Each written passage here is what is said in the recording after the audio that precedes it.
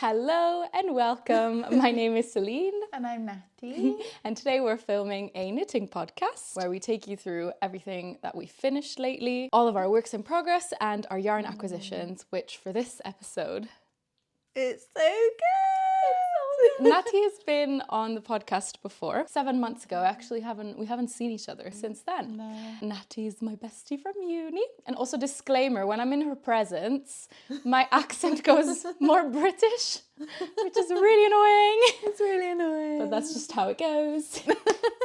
Yeah, obviously Nattie knits. We started at the same time. We did, over lockdown. Literally every day. For months, we FaceTimed and we got so addicted to knitting. Shall we start out with what we're wearing? Yeah. This is the Madeline jacket. I knitted it in a yarn called Look Lemon by BC Garn. Honestly, one of my favourite yarns because it's another worsted weight. It's just so light. That's my favourite thing about it. Who's the pattern by?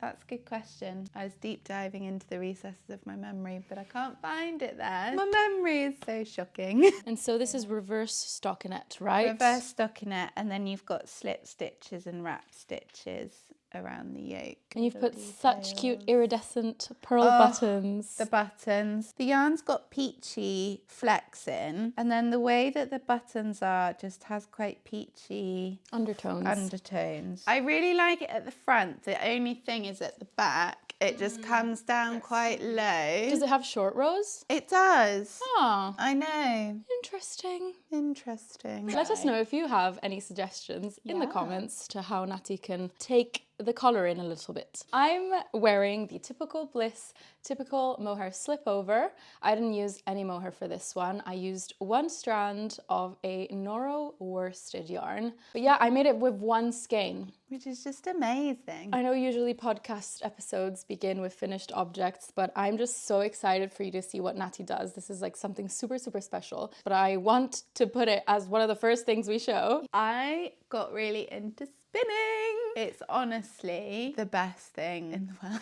The way it works with Nattie and I is that our craft gene is so similar. It's so similar. That when one gets into something, the other one sort of follows. But it's not even just our craft gene, it's like our lives mirror each other. So when I saw it, I obviously was like, I want to do that. Last night, Nattie cast on a project that she is so obsessed with. So this morning we woke up and I left the room 2 seconds, and when I came back, she was already knitting. In the dark. I hadn't opened curtains or anything. I just started knitting. You hadn't done anything. You just... It was the most intuitive thing. So while she was knitting, I decided to go on Craftsy, who are the kind sponsors of today's video, to look up some spinning stuff. So Craftsy is your online resource for all things creative. It offers classes for all sorts of crafts like knitting, sewing, illustration, and spinning. Obviously, getting into spinning is quite a big commitment because you need a big spinning wheel, which can take up a lot of space. On Craftsy, I saw a class which shows you how to get into spinning without it being too much of a big deal. The class is from Drew Pettibone and it's called Spindling from Fluff to Stuff, where she showcases spinning using a portable drop spindle, which is about this long. So that's like super doable in terms of space, and it just gets you into the craft quite slowly, gradually, and quite cheaply as well, which is really nice. It's actually how I started, because in the shop we work in, we sell the tops and the fibre for spinning, and we have drop spindles. And it's nice as well, because on a wheel you've got like speed and tension and like different things, but with a drop spindle you can stop and go really slowly. You're just way more in control, and you can start to kind of understand if you're going to like it and if you want to invest. So throughout the class, Drew takes you through the yarn making process, from carding natural fibers all the way to making stunning yarns and like all sorts of textures. There are actually many other classes on the platform about spinning, even on the actual spinning wheel. And what I love about Craftsy is that they keep on adding new classes, so it keeps you coming back for more. And my favorite part is that you can actually connect with fellow makers, so you can share ideas and, you know, inspire each other. So that's very cute. If any of Unity friends are interested in joining the platform, the first 1,000 of you who click the link in the description will get 1 full year of premium membership to Craftsy for only $1.49. With spinning, you can make roving yarn, which we all know is when it's not plied when it's just a single. Whereas this, I decided to ply it. So you spin the single roving very thin, and then you like ply it by spinning it back the opposite way, either 2 strands together, or this is something called chain plying, which is where you have 3 strands all together. So if you're plying it, it takes way longer, basically. How long did that take you? A long time. I had 1 kilogram of Shetland. I've got 4 skeins. Because I knit as well, I'm not just spinning just for the sake of spinning. I'm spinning thinking, oh, and then I can make this. You add a lot of time on to then get the final finished product. So this is so valuable. I could cry. It smells really good. Let us know if you enjoy when yarn smells of sheep. Yes. What are you making with this? We went through quite a painful for Céline process yesterday of me trying to decide what project I was going to make. Yeah. I landed on wanting to hold it with a strand of mohair, making a chunky sweater pattern, and I've gone for sweater number 6 by My Favourite Things Knitwear, which I've had in my Ravelry queue for a long time because it's a very simple pattern and I wanted like a special yarn to make that to make work. It shine. Yeah. So she casted this on in the evening yesterday. Look at the colour. Look. And the colour is so nice. So this is her hand spun cream yarn. It's this one. What are you holding it with? With 1 strand of mohair from Knitting for Olive. And this shade is Hokkaido? Yeah. Hokkaido. I got this from Beautiful Knitters. So that's what I'm making. So that's one of the skeins, obviously made into a ball. And I love marling. I really love it. I always tell people that if they can't find like an exact match for the mohair, they should try and find a contrasting one that like makes it a feature. It's very satisfying to work on the metal needles, isn't it? Oh, because they're so slippy and it just like the stitches just flow. I'm quite a tight knitter as well. So if I'm on wooden needles, it's literally like... I read forward on the pattern and you pick up the stitches around the neck at the end for the I-cord edge. The bottom and the sleeves, it's got really nice puffy balloon sleeves. Cute. They're going to have a little I-cord end, which will be so nice. I've not had much time to knit lately, so I've literally not finished anything, but we've got a lot of works in progress going on. I've been meaning to make my own little hood pattern for a while, and I had the perfect yarn for this, which I'll show you. I got it from Beautiful Knitters. It's from the Camel's yarn. This is part of the Flora Day sock set. I'm pretty sure it's BFL, and it's yellow, pink, and blue. It's one of the most beautiful palettes I've seen in a hand-dyed yarn personally. Right when I saw it, I gasped for 2 minutes. I'm holding it with a pink mohair from Hobby for the Friends line. This is what the hood looks like so far. You know, do you see what's going on? This is the vibe. I can see it. But look how gorgeous the gradients are. So it's really, really pretty. And I'm making it in this stitch that I've asked you guys on Instagram what you think it's called, because I don't know. I got it from a stitch dictionary and that doesn't have the name. And you guys suggested a couple names and I looked the tutorials up for those stitches, but they didn't exactly match the technique that I'm using to make this. Let me get closer. So it's like these little flowery bits and I'm basically creating them in a V formation, which is the center back of the head. I'm knitting this bottom up. I'm having a little bit of a hard time figuring out how I can integrate decreases for this section of the head. This is what I've tried so far, but it's not super clean, so I will have to unravel. Do you see? This is the shaping at the front. I will then border it with a double knitted band that I'll use to make a bow. So it's like a balaclava bonnet, like a hood bonnet sort of thing, right? Yeah, I'll be writing the pattern as soon as I figure it out, as soon as they crack the code. When I started this, I hadn't held anything with mohair in a long time and it was just such a nice feeling. It is. This is my first project and the other one I've started with mohair. That's the first time in maybe 2 years. Isn't it so lovely? Yeah. It just feels really amazing. I was really missing it. So that's my first whip. Do you want to share your whip? So this is another work in progress that I have with mohair.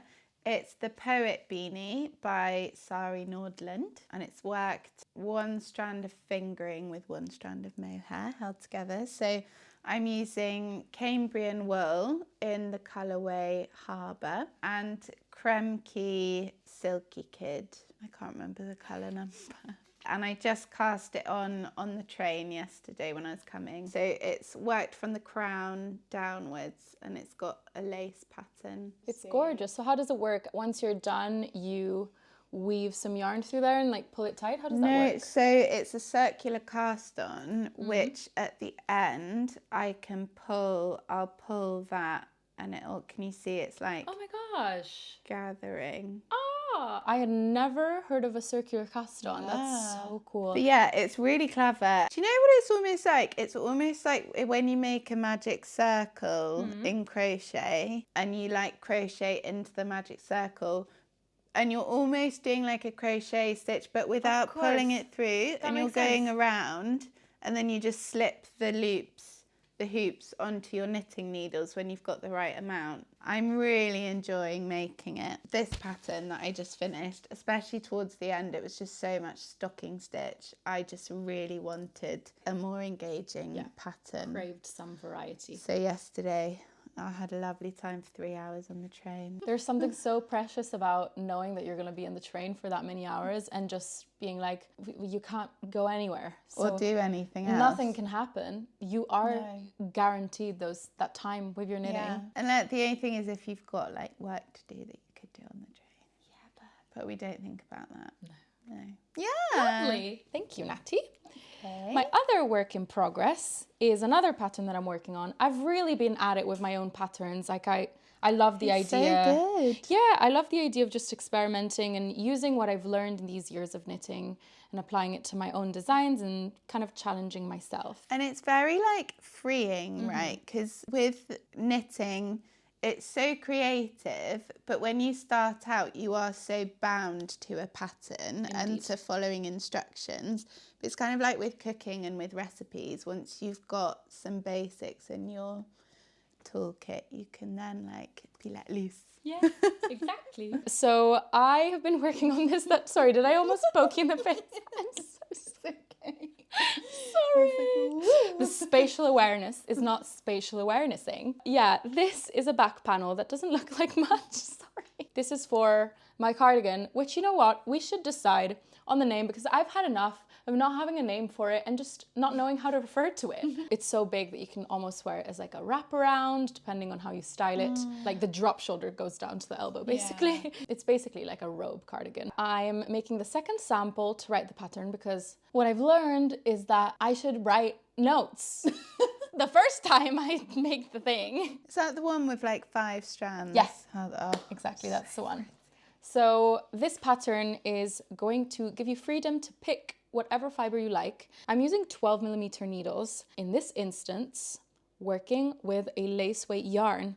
This is the Holstgarn Lucia, I believe in the shade Licorice, which is like a nice substitute for mohair. This one has alpaca, maybe yak. With this pattern, you can choose whatever yarn you like. You can even go for a super chunky. My first sample, I used 5 strands of mohair, which is a bit over the top.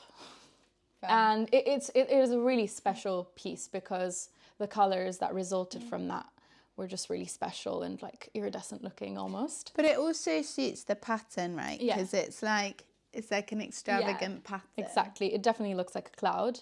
Where here I took a little bit... My eyes. I need to be careful. It's all right. No, it's not all right.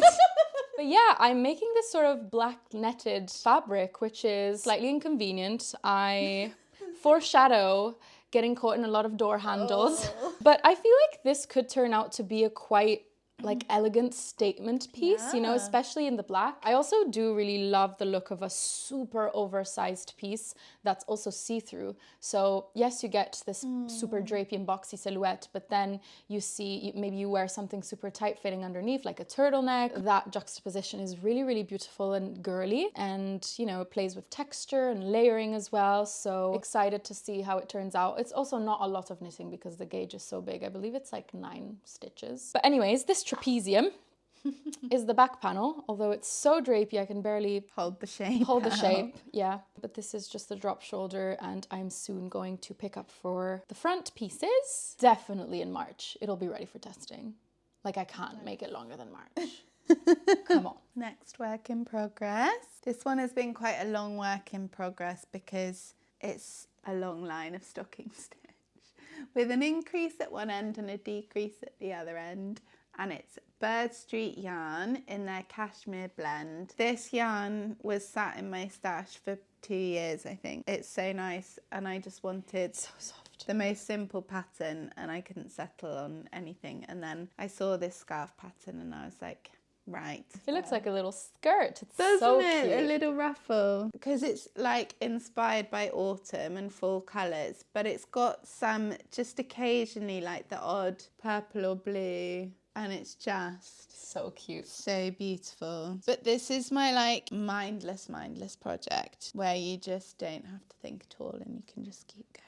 What about you? Next, I'm going to share this work in progress that I showed in my last video. Sadly, I've had to unravel, so I deprogressed. It's so sad. So sad, but you know, that's the hard life of a knitter. That's how it is.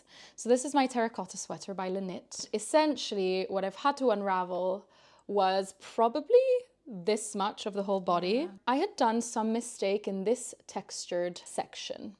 I think I forgot a knit row or did one too many knit rows or something. I couldn't even tell. And I realized, you know, maybe 5 centimeters later, and I was like, you know what? It's actually not that bad.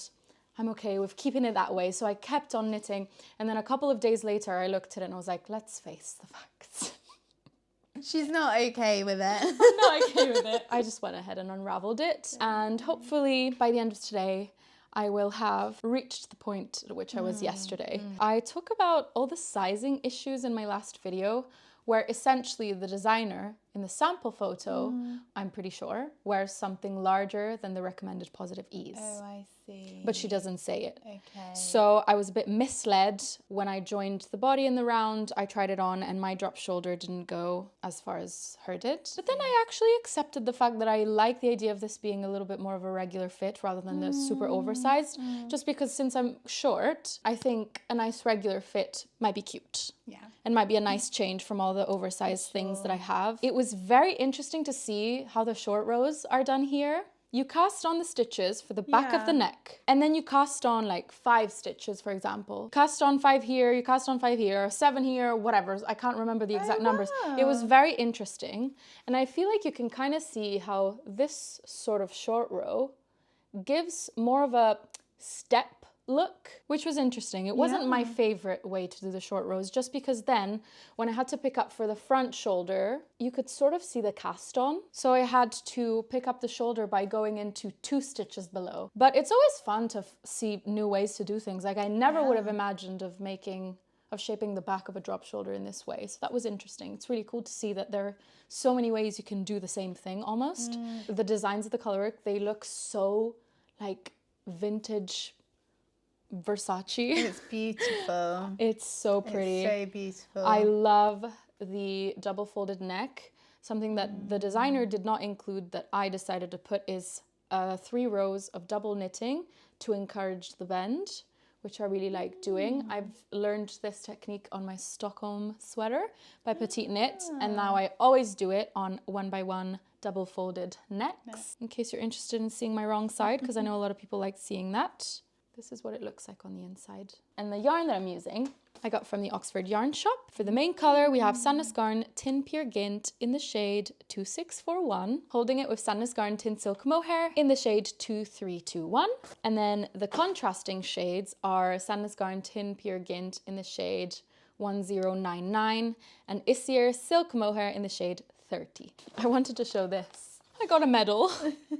So in November, I knitted every day at least 30 minutes for bone cancer patients, and I got a medal. A medal. It arrived yesterday. It arrived yesterday, so I just wanted to show it to you. You were so excited. I was so excited. I've been waiting for my medal. I'm so happy to have my medal, and I love that they put little like knit stitch, like a stockinette fabric texture at the back of it. I thought that was such like a nice detail. It is a nice detail. And I don't know, it was the first time that I was part of something like this, so... It's such a nice idea. Yeah, yay. Yay. All right, let's do yarn acquisitions. From Beautiful Knitters. Again, this was very painful for Céline because I was a nightmare and so indecisive. We wove our way down. After 6 hours. Yeah, we wove our way down and I went for Erica Knight Pure Tweed in this red, which is called Abbotsford Red. And it's colour 4754. I naturally have very red undertones in my skin. It's an undertone or an overtone. I get apparently that's a whole rabbit hole you can go down. But anyway, I get very red cheeks and I get very, very rosy. And so normally I avoid red like the plague. But I have realised there's a specific type of deep red that I think I can wear, and this is it. Look how beautiful, how beautifully it just makes your face pop in such a gorgeous way. It's so rich and such a yummy red. So it's got some like military green, you've got some pumpkin colour in there. Is there a bit of black? Yeah. It's great. It is great. And the texture, it's quite a rustic texture, isn't it? It is, for like, sure. It's just sturdy. I'm going to make the port jacket by Azetta. Yeah. I feel like it's just going to be like a lifelong jacket, you know? I'm so glad you settled on that. I mean, all the other ones me that you too. selected were really nice, but this one really, really looks amazing on you. So my friends over at Wild Earth Yarns down in New Zealand sent me a beautiful sweater quantity of this Alpine 8-ply possum Polworth wool, which is made in Christchurch, New Zealand. And it is so soft. It's amazing. This one's in the shade Pine. So initially I thought, okay, I want to make a big garment, either a sweater or a cardigan. So I knitted up a swatch and I see now that it has this sort of brown halo, which I'm not sure if I would want that in a cardigan or a sweater. And I'm thinking it might be more suited for a blanket. Ooh. Imagine how amazing it would be to just lie with this on top of you. It's just so soft. Either way, I just have to digest this information and see where you land. Yeah, see where I land. But it's so soft, it's incredible. It's like a sturdier cashmere. Cashmere is very drapey. This one is as soft as cashmere, but it's got more structure, more body, which I love. But yeah, it was amazing to receive this yarn from Wild Earth Yarns. Thank you so much. The last yarn acquisition for today is one for a test knit. I'm going to work on the Flow Knit skirt by Moonchain, which is a long lace skirt. Beautiful. And Amanda recommends the Drops Bell cotton, which is actually a cotton blend. It's got 53% cotton, 33 viscose and 14 linen. Oh, nice. She recommends this because obviously the skirt is really long, so it weighs down onto the fabric and you don't want something that stretches too much. So the linen in here will hold it together nicely. And I think it's a really good pattern to use black with because it's got a lot of open lace, a lot of eyelets. So I think that will show up really beautifulely. I got 7 skeins from Wool Warehouse. I actually got the elastic to put into the waistband. Oh, nice. This one is by Core Bond. I got it in white. I should have gotten in black. What am I doing? That was a bit silly of me. Anyways, I got 25mm wide elastic. It's a non-roll one. While I was at it, I thought I would also get an elastic for another skirt that I plan on making, which is the skirt number 1 by My Favorite Things that I showed you yesterday. And she calls for a 4mm elastic. This one I got in black. I did some thinking with this one.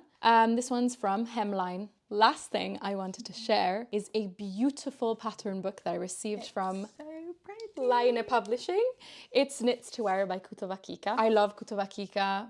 If you watch my videos, you know. I love the graphic design of this and it feels like such a luxurious coffee table book. It's like this mix of high fashion magazine. I think the graphic designer did such a good job at this. This is what it looks like. Yeah, I just wanted to share the patterns that I will definitely be making in the future. from this. Believe it or not, I don't have a raglan sweater. I've knitted a raglan sweater before, but those were made in the beginning of my knitting career, and I don't wear those anymore, so I've probably left them in Italy. And this one, which is called Coffee Run, I thought would be perfect because it's simple, but then it's got twisted rib lines at the raglan.